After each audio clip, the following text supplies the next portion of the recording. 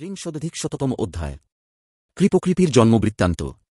জনমেজয় কহিলেন, হে ব্রহ্মাণ, আচার্য কূপ কিরূপে স্বরস্তম্ভ হইতে জন্মগ্রহণ করিলেন এবং কিরূপেই বা অস্ত্রসমুদয় প্রাপ্ত হইলেন, অনুগ্রহ করিয়া তৎসমুদয় বর্ণন করুন।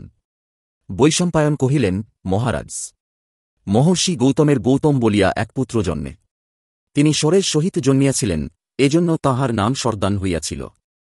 ওই পুত্র বেদাধ্যয়ন অপেক্ষা ধনুর্বিদ্যাভ্যাসে অধিকতর অভিলাষী ও যত্নবান ছিলেন। যেমন ব্রহ্মচারীগণ তপানুষ্ঠান দ্বারা বেদাধ্যয়ন করিতেন, তিনি সেইরূপ তপস্যাচরণ করিয়া সমস্ত অস্ত্রলাভ করিয়াছিলেন।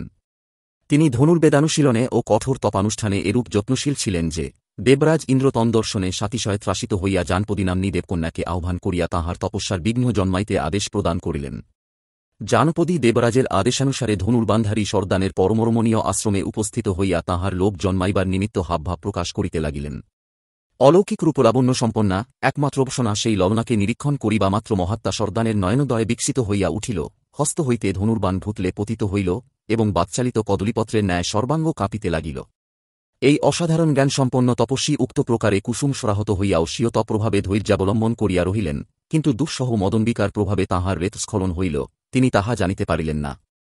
তিনি সেই তপস্যার অন্তরায়ভূত অপ্সরার সন্নিধান পরিত্যাগ করিবার মানসে যেমন আশ্রম হইতে প্রস্থান করিতেছিলেন, অমনি তাঁহার স্খলিত রেত স্বরস্তম্ভে নিপতিত হইল।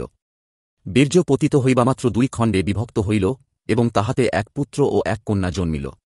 এই সময়ে মহারাজ শান্তনু বনে মৃগয়া করিতে গিয়াছিলেন।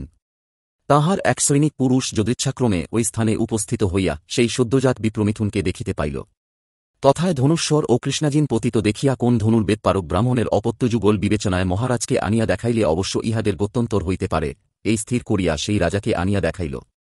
রাজা সেই সদ্যজাত মিথুন দর্শনে যৎপরনাস্তি অনুকম্পা পরতন্ত্র হইয়া তাহাদিগকে গ্রহণ করিলেন এবং ইহারা আমার সন্তান হইল বলিয়া সর্দানের অপত্যদ্বয়কে আপন গৃহে আনয়নপূর্বক অপত্য নির্বিশেষে তাহাদিগকে প্রতিপালন করিতে লাগিলেন। মহারাজ শান্তনু তাহাদিগকে কৃপা করিয়া প্রতিপালন করিয়াছেন বলিয়া পুত্রটির নাম কূপ ও কন্যাটির নাম কৃপি রাখিলেন। কুরুকুমারগণের আচার্যপদে কূপের বরণ। এদিকে মহাত্মা সর্দান আশ্রমাস্তর নির্মাণ করিয়া তথায় ধনুর্বেদানুশীলন ও কঠোর তপানুষ্ঠান দ্বারা একজন অদ্বিতীয় ধনুর্ধর হইয়া উঠিলেন। তিনি একদা তপবলে কৃপকৃপির জন্মবৃত্তান্ত ও তাহারা যথায় যেরূপে বর্ধিত হইতেছে তৎসমস্ত জানিতে পারিলেন। তখন তিনি রাজভবনে আগমনপূর্বক স্বীয় পুত্র কূপকে তাঁহার গোত্রাদি বলিয়া দিলেন এবং তাহাকে চতুর্বিধ ধনুর্বেদ ও বিবিধ শাস্ত্র সম্পূর্ণরূপে অধ্যয়ন করাইয়া স্বস্থানে প্রস্থান করিলেন। এইরূপে কূপ অতি অল্পদিনের মধ্যেই একজন উৎকৃষ্ট ধনুর্বেদাধ্যাপক হইয়া উঠিলেন। ধৃতরাষ্ট্রতনয়গণ, পাণ্ডবেরা, যাদব সকল, বৃষ্ণিবর্গ ও নানা দিগ্দেশাগত অন্যান্য ভূপতি সমস্ত তাঁহার নিকটে আসিয়া ধনুর্বেদ অধ্যয়ন করিতে লাগিলেন। প্রধান আচার্যপদে দ্রোণের বরণ। মহাত্মা ভীষ্ম পৌত্রগণকে বিশিষ্ট বিদ্যা ও বিনয়শিক্ষা প্রদান করিবার নিমিত্ত একজন বুদ্ধিমান, নানাশাস্ত্র জ্ঞানসম্পন্ন, দেবতুল্য সত্যশালী অধ্যাপকের হস্তে পৌত্রদিগকে সমর্পণ করিবার মানস করিলেন। পরে বেদবেত্তা ধীমান ভরদ্বাজনন্দন দ্রোণাচার্যকে সভবনে আনয়নপূর্বক পাদ্যর্থাদি দ্বারা তাঁহার যথোচিত সৎকার করিলেন এবং শিক্ষা প্রদানার্থ পৌত্রদিগকে তাঁহার হস্তে সমর্পণ করিয়া দিলেন। অস্ত্রবিদ্যা বিশারদ মহাভাগ দ্রোণাচার্য ভীষ্মের সাতিশয় আস্থা দর্শনে পরম পরিতুষ্ট হইয়া কুমারগণকে শিষ্যরূপে পরিগ্রহ করিলেন এবং সাতিশয় যত্ন ও দৃতর মনোযোগ সহকারে তাঁহাদিগকে বিশেষরূপে ধনুর্বেদ অধ্যয়ন করাইতে লাগিলেন। ছাত্রেরা সকলেই বুদ্ধিমান, অচিরকাল মধ্যেই তাঁহারা সর্বশাস্ত্র বিশারদ ও অপরিমিত ঋষি হইয়া উঠিলেন। দ্রোণাচার্যের জন্মাদি বৃত্তান্ত। জনমেজয় কহিলেন, হে ব্রাহ্মণ, ধনুর্বেদপারক দ্রোণাচার্য কি প্রকারে জন্মগ্রহণ করিলেন, কি প্রকারে অস্ত্রবিদ্যায় সুনিপুণ হইলেন, কি নিমিত্ত কুরুদিগের নিকটে আগমন করিয়াছিলেন, তিনি কাহার পুত্র এবং অশ্বত্থামা নামে তাঁহার সর্বাস্ত্রবিদ পুত্রই বা কি প্রকারে জন্মগ্রহণ করিলেন, এই সকল শ্রবণ করিতে আমার নিতান্ত অভিলাষ হইয়াছে, অনুগ্রহ প্রদর্শন করিয়া সবিশেষ কীর্তন করুন। বৈশম্পায়ন কহিলেন, হে মহারাজ, ভারতবর্ষের উত্তর সীমায় পৃথিবীর মানদণ্ডস্বরূপ হিমালয় নামক পর্বত আছে, তথা হইতে ভগবতী ভাগীরথী নির্গত হইতেছেন। পূর্বকালে সেই স্থানে দৃব্রত মহর্ষি ভরদ্বাজ তপস্যা করিতেন। তিনি যজ্ঞদীক্ষিত হইয়া একদা মহর্ষিগণ সমূহী বিহারে গঙ্গায় প্রাতঃস্নান করিতে গিয়াছিলেন। সেই সময়ে অপ্সরাগ্রগণ্যা ঘৃতাচি স্নান করিয়া তীরে উঠিতেছিল, দৈবাত বাজুবেগে তাহার গাত্রোপশন উড্ডীন হইল।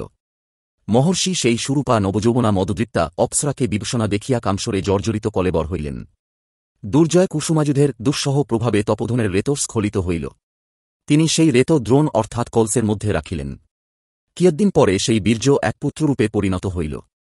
মহর্ষি ভরদ্বাজ দ্রোণমধ্যে জাত বলিয়া ওই পুত্রের নাম দ্রোণ রাখিলেন। দ্রোণ ক্রমে ক্রমে সমস্ত বেদ ও বেদাঙ্গ অধ্যয়ন করিতে লাগিলেন। পূর্বে প্রতাপশালী অস্ত্রবিদের অগ্রগণ্য মহাত্মা ভরদ্বাজ অগ্নিসম্ভূত অগ্নিবেশনামা তপোধনকে এক আগ্নেয় অস্ত্র দিয়াছিলেন, এক্ষণে ঐ তপোধন সেই আগ্নেয় অস্ত্র গুরুপুত্র দ্রোণকে প্রদান করিলেন। ত্রিশতনামা নরপতি মহর্ষি ভরদ্বাজের পরম সখা ছিলেন। তাঁহারও দ্রুপদ নামে এক সন্তান জন্মে। দ্রুপদ প্রতিদিন ভরদ্বাজের আশ্রমে গমন করিয়া দ্রোণের সহিত একত্র ক্রীড়া ও অধ্যয়ন করিতেন। কিয়দ্দিনানন্তর নৃপতি পৃষতপ লোকপ্রাপ্ত হইলে মহাবাহু দ্রুপদ সমুদয় উত্তর পাঞ্চালের অধিপতি হইয়া রাজ্য শাসন করিতে লাগিলেন। মহর্ষি ভরদ্বাজও কলেবর পরিত্যাগ করিয়া স্বর্গারোহণ করিলে মহাত্মা দ্রোণ সেই পৈতৃক আশ্রমে থাকিয়া তপস্যা করিতে লাগিলেন। তিনি ক্রমে ক্রমে সমস্ত বেদ ও বেদাঙ্গ অধ্যয়ন করিলেন। তপানুষ্ঠান দ্বারা তাঁহার সমস্ত পাপ ধ্বংস হইয়া গেল। কিয়দ্দিন পরে মহামতি দ্রোণ পিতৃনিয়োগানুসারে পুত্রলাভাকাঙ্ক্ষায় সর্দানের কন্যা কৃপিকে বিবাহ করিলেন। এই কামিনী দমগুণযুক্তা, অগ্নিহোত্রনিরতা ও ধর্মপরায়ণা ছিলেন। ইহার গর্ভে দ্রোণাচার্যের অশ্বত্থামা নামে পুত্র জন্মে। ওই পুত্র জাতমাত্র উচ্চৈঃশ্রবা অশ্বের ন্যায় ধ্বনি করিল। ওই ধ্বনি শ্রবণানন্তর এই দৈববাণী হইল, এই পুত্র জন্মিবামাত্র অশ্বঘ্রেষার ন্যায় গভীর ধ্বনি দ্বারা দিগন্ত সকল প্রতিধ্বনিত করিল, অতএব ইহার নাম অশ্বত্থামা হইবে। মহাত্মা দ্রোণ পুত্রলাভে পরম পরিতুষ্ট হইলেন। পরশুরামের নিকট দ্রোণের অমোঘ অস্ত্রলাভ ওই সময়ে অরাতিতপন, সর্বজ্ঞান সম্পন্ন, সর্বশাস্ত্রবিদ মহাত্মা যমদগ্নিনন্দন পরশুরাম ব্রাহ্মণদিগকে সর্বস্ব প্রদান করিতে কৃতসংকল্প হইয়াছিলেন। দ্রোণ উহা অবগত হইয়া রামের নিকট হইতে ধনুর্বেদ, দিব্যাস্ত্র সমুদয় ও নীতিশাস্ত্র গ্রহণ করিতে সাতিশয় সমুৎসুক হইলেন। অনন্তর তিনি ব্রতচারী তপনিষ্ঠ শিষ্যগণে পরিবৃত হইয়া মহেন্দ্র পর্বতে গমনপূর্বক দেখিলেন যে, শত্রুতাপী যমদগ্নিকুমার এককালে সংসারসুখে জলাঞ্জলি দিয়া তত্রত্ব বনে অবস্থিতিপূর্বক কালযাপন করিতেছেন। তখন ভারদ্বাজ শিষ্যগণ সমভিব্যাহারে তাঁহার সমীপে গমনপূর্বক তাঁহার পাদবন্দন করিলেন এবং কহিলেন, হে মহাত্মন, আমি মহর্ষি অঙ্গিরার কুলে সমুৎপন্ন, ভরদ্বাজের পুত্র, অজনী সম্ভূত, আমার নাম দ্রোণ, আমি ধনাকাঙ্ক্ষায় আপনার নিকট আসিয়াছি। দ্রোণের বাক্যাবসানে ক্ষত্রিয়কুল কালান্তক ভগবান বান পরশুরাম তাঁহাকে সাদর সম্ভাষণে স্বাগত প্রশ্ন জিজ্ঞাসা করিয়া কহিলেন, হে দ্বিজোত্তম, তোমাকে কি ধন প্রদান করিতে হইবে? দ্রোণ কহিলেন, ভগবান, আমাকে বিবিধ অনন্ত ধন প্রদান করুন। রাম কহিলেন, হে তপোধন, আমার যাবতীয় হিরণ্য ও অন্যান্য ধন ছিল, সমস্তই ব্রাহ্মণদিগকে প্রদান করিয়াছি। এই শশাগরা পৃথ্বী সবাহুবলে জয় করিয়া মহর্ষি কশ্যপকে দিয়াছি। এক্ষণে কেবল আমার শরীর ও বিবিধ মহার্হ অস্ত্রশস্ত্র মাত্র অবশিষ্ট আছে। ইহার মধ্যে তোমার যাহা ইচ্ছা হয় শীঘ্র প্রার্থনা করো, তাহাই প্রদান করিব। তখন দ্রোণ কহিলেন, হে বিপুলব্রত ভৃগুনন্দন, যদি প্রসন্ন হইয়া থাকেন তবে প্রয়োগ সংহার সমবেত আপনার অস্ত্রসমুদয় আমাকে প্রদান করুন। পরশুরাম তথাস্তু বলিয়া দ্রোণকে সমস্ত অস্ত্রশস্ত্র ও রহস্য সমবেত ধনুর্বেদ প্রদান করিলেন। দ্বিজোত্তম দ্রোণ এইরূপে পরশুরামের নিকট হইতে অস্ত্রশস্ত্র গ্রহণ করিয়া পরমপ্রীতমনে প্রিয়সখা দ্রুপদ সমীপে গমন করিলেন।